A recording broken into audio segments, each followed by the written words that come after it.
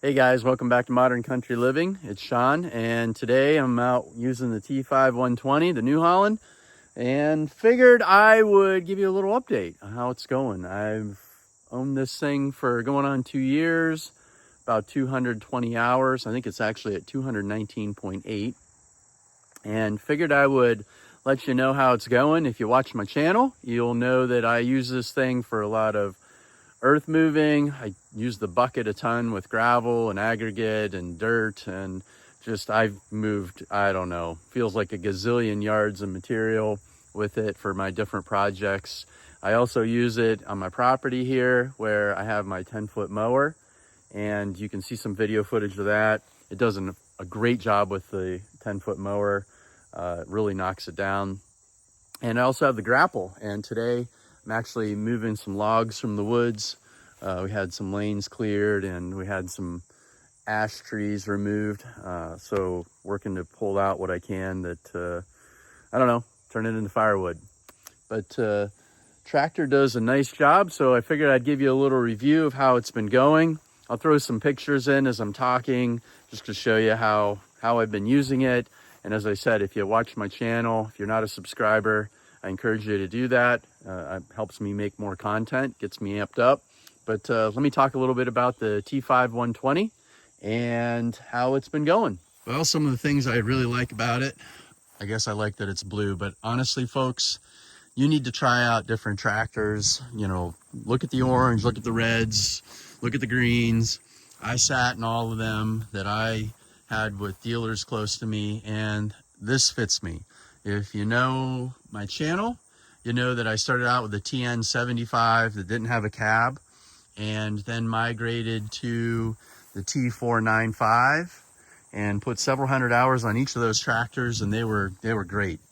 But I was really interested in the T5.120 because it has the dual command transmission, which was just a feature that I was interested in, and had some other upgrades that I really was, feeling, okay, let's try it out. So at any rate, bought this almost 2 years ago, and it has been a very good tractor for me. I like the fender flares in the front, didn't have the fenders in the front or the extensions on the sides and the rear. I've not taken the loader off yet, so I've read that can be kind of a conflict. Like, I don't know if this bracket right here gets in the way as you're trying to disconnect the loader. I've not experienced that yet. I ordered it, or went and found one that had the mechanical self-leveling. Again, a feature that I prefer 90% of the time because I liked it to keep the bucket or the forks or the grapple relatively level. It's not perfect. It adjusts a little bit, but very, very nice. There are times when you have a heaped bucket and you want to be able to kick it back as you're lifting up, and that would be when you don't want to have mechanical self-leveling. But for 90% of my needs, I prefer the mechanical self-leveling. My T495 I had updated with a front hydraulic remote circuit, third function, and it was its own function. This tractor, I could not find that aftermarket, so I looked for one that actually had the diverter valve up front, and that's what I used for my grapple. I also ran a set of rear remotes up here if I want to run like an auger or something along those lines. But this works well enough with my grapple and also with my snowplow for angling it. But I'll say a couple things that are not as nice. One, I don't think the curl function and the grapple grab are as strong as on my T495. I don't know if that has to do with the way the diverter valve is set up or what, but with having a fully live third function on the other tractor, it had more strength for curl and it had more strength for grab. That being said, you can see what I got on here. I mean, this is, I got some big logs and it does a good job, but it's just something that I noticed and figured I would point out. It does a great job with this Jenkins iron and steel 76-inch grapple. That's a really heavy duty grapple. But this tractor handles it just fine. Another thing, this does have diesel exhaust fluid. My other tractor did not. I've not noticed any problems with it. Lasts seems like a good amount of time. I did get it with loaded rear tires, and that I wish I had done on my T495. It just makes this tractor so much more stable. Even though both of them have the rear weights, the loader is extremely strong on these. And, you know, it would be able to lift the rear tires up, or when I had it maxed out, it would, you know, with what I could lift in the front, it would just be very light on the rear tires. Now I'm much more stable. 2 rear remotes, everything good there. I like having a sight glass so that I can see my fluid level. The T495 did not have that. And this is a nice feature on both of the rear fenders, the ability to raise and lower the implement when I'm trying to fine tune it, when I'm hooking up something. So that's really great. Stance is a little wider. I think the way the wheels are, the tires are pushed out. I can see more gap between here and here versus what I had on my T4. So got to keep that in mind when I'm in the woods, but it has the fender extensions, makes it more stable. Something that I noticed. Regarding the emissions, some of the tractors have the exhaust coming down. It goes into this big bulb that goes into the bottom here. Really changes the way things work on this side of the tractor. This version of the tractor has a DPF filter. It's under the hood and has a diesel exhaust fluid for the catalytic. And I know a lot of people complain about that stuff. I think it is a weak point, overall. But they've been getting much better with it. And I have not had any issues. And quite honestly, I do prefer when I fire it up in my garage, not having a bunch of black smoke coming out, making a mess. I am a diesel guy. So I've got a diesel truck, diesel lawnmower, diesel excavator, and I prefer cleaner exhaust. That's just me. And I also recognize that emissions equipment can have its sensitivities and struggles as well. But overall, very pleased with the tractor. I've used it a ton for loader work and a lot for mowing. It just does a really nice job. And man, this grapple, whew, the ability to grab is just an awesome thing. And if you watch my videos, you can see I bought an excavator, and that's just even more degrees of awesomeness with being able to manipulate things. Mirror package is very similar to what I had. I think it's the same as what was on the T4. They're okay. I mean, they give you some visibility, but they kind of point down. I got to probably adjust them a little bit, but when I'm in the cab and looking out back, it's kind of like I can't see up high, I'm seeing down low. Just some little things. Cabs are very similar. I think I preferred the seat on the T4. It actually had a pivot function, so it rotated like 15 degrees, but still comfortable. I like having a buddy seat. And the transmission being a dual command, one of the main reasons I was interested in this tractor. I really like it a lot. It's been a good transmission, gives me more degrees of freedom with speed and power, and extra horsepower, 120 versus the 95. I notice that when I'm in some really thick mowing conditions. It definitely just gives a little more power boost, and really a pretty efficient engine. When I track every time I fill up, roughly how many gallons I put in, and it's fairly comparable to the T495. So I'm smoking through a lot of talking here, but giving you some looks at the tractor and some pictures of, me using it. What are some things that, I would change? Obviously, I talked a little bit about the front diverter valve for the third function. The other thing is the diverter valve is in there, and it made this unit wider, and that impedes a little bit for me to be able to see when I'm lining up my quick attach to my whatever I want to put on the front, the bucket or the grapple or whatnot. So just something that I observed. No, not a really huge issue, but just something I observed. I mean, I love the ergonomics of this tractor. I like my T495 a lot.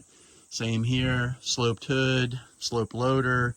Obviously you lose a little bit of visibility because of the mechanical self-leveling, but that's what I had on my T4, and I like it a lot on the T5. Something I noticed is they changed the loader connection and versus the T4. So this sits in the cradle here, and when I am doing something off level and like push the bucket down and it wants to cam, you know, kind of try to level into the dirt, it pushes up on one side. And I notice I get a little more movement back here in the cradle. It's not coming out, but it, you know, creaks once in a while. It's something that was just a difference that I noticed. I believe on the other tractor, this went up higher and did some looping. I'd have to look at pictures to remember. Maybe if I find one, I'll put it up here. But otherwise, windshield wiper, you know, it's got a windshield wiper package, lots of windows. The vision view is great when you're using the loader up high. I preferred the windshield wiper on the T4. It swiped across the window, you know, vertically versus this rotating across. Just personal preference, had a better view with the other one. Lighting package, you know, as I said, very, very nice lighting package in it. Radio, Bluetooth, and radio, like a lot of other tractor radios. The speakers could be better. I mean, makes sound. I get music. I can listen to a phone call and talk, but I know some guys that are changing out the speakers. I have not done that yet. One issue I've noticed, and it's extremely rare, but you know, maybe out of 30 startups, I'll come out back when it's cold, and within the first minute, it will, if I was holding the accelerator steady at, let's say, you know, 1800 RPM, and I start going up a little bit of a hill or a load, it'll surge a little bit. It'll, you know, move around by like 200 RPM. And it does that for maybe, you know, a minute. It's not like consistently. It just kind of does it once in a while during that first couple minutes, and then it clears up. So I don't know if that's a fuel filter issue. I'm going to change those out. The thing is, it resolves itself and it goes away. So I don't know why it does that. Haven't been able to find the root cause, and it doesn't happen all the time, so it makes it extremely difficult to diagnose. That would be the only thing that I've observed that, you know, is kind of, okay, not sure what's happening here, but otherwise, you know, things are pretty good. So with 220 hours on it, I am thankful to have it. It has saved me a ton of work. I used it with my backhoe before I bought my excavator. One incident where kind of got sketchy and almost rolled the thing over in the ditch that I was digging. That was pretty exciting day. Luckily, no damage, and I was able to resolve everything. But yeah, you know, very thankful to have the tractor. I would buy it again. Would I buy a Kubota or some of the other brands? Yes, I would. But the New Holland has really fit me well. It doesn't mean that someday I might not have it. That could happen. Things change. But for right now, I'm getting a lot of good use out of it. I'd encourage you, if you're interested in tractors, so I've got property, and not everybody needs, you know, a 120 horse tractor. That's a pretty big deal. Moving, it's a big deal. You know, it weighs 12,400 pounds, rough numbers. Luckily, I've got a gooseneck and a truck that can handle that. But, you know, having a tractor, before I had a tractor, you know, a lot of things got done manually, where, you know, you're using a shovel and you're using a wheelbarrow. And I grew up around heavy equipment. And when I had, you know, the chance to have property, I knew that someday I wanted to have some equipment to use with it. And so one of my best friend, when we were both getting older, he ended up buying a tractor after I bought mine. And he's like, Sean, I didn't realize how handy these things are, and they are. They can make some extra work for you, but they surely do save you some time. And I really value that. Able to accomplish a lot with it and make stuff happen. Just very, very happy with that.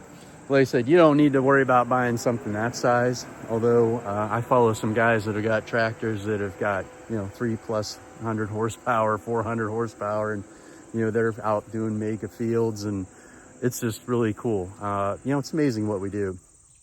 And whether you like new iron, this is newer, or you like old iron, just really, everybody's got their thing. And for me, I like having something that's newer. I like the features of it. I like being able to have serviceability of it, and hopefully reliability, because you never know.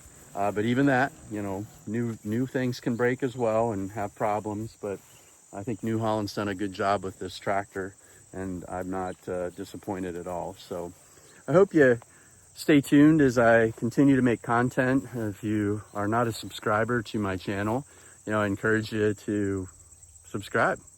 Helps me, gets me amped up to make some more content. And I do wish you well. Thanks for watching my channel. Hope you have a blessed day. Take care.